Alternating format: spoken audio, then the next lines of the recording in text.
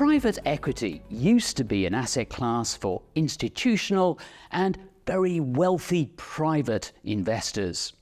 Increasingly, though, ordinary investors are seeking exposure to it. But how much risk are they taking?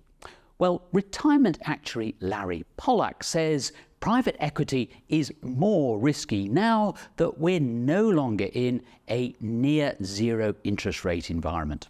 Higher interest rates make it more likely that a portfolio company won't be able to service its debt.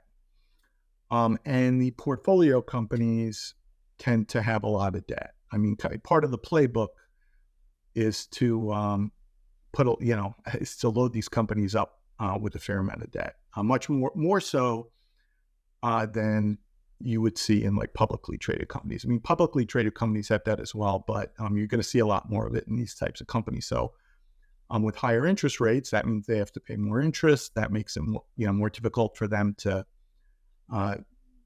service the debt and puts them more at risk of bankruptcy. A claim that's often made about private equity is that it's less volatile than public equity. But having studied the subject in detail, Larry Pollack says that's not the case.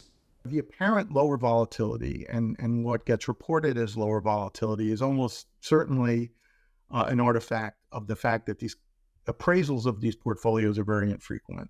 So that the fact that you can't see these things move around in real time makes them appear to be less volatile.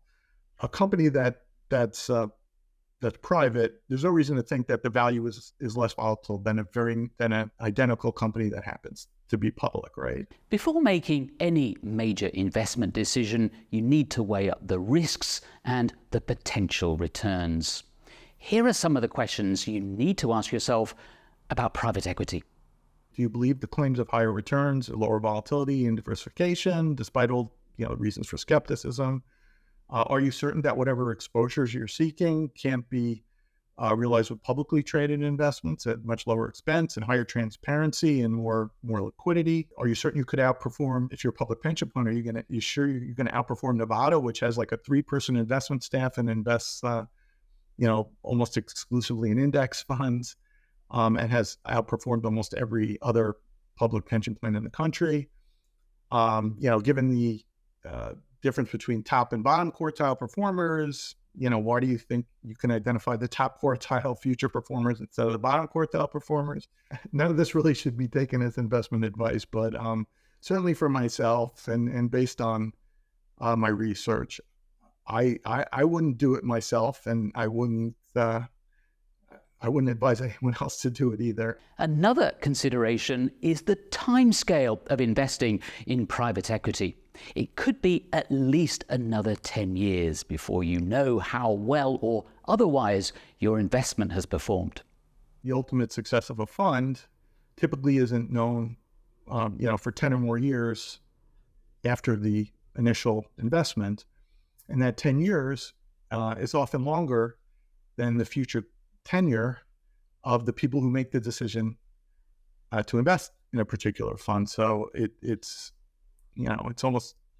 hard to hold people accountable for an investment that turns out badly. So they can make all kinds of claims when they make the investment, but the way it ultimately turns out, they may be on to something new, or maybe they've retired or whatever.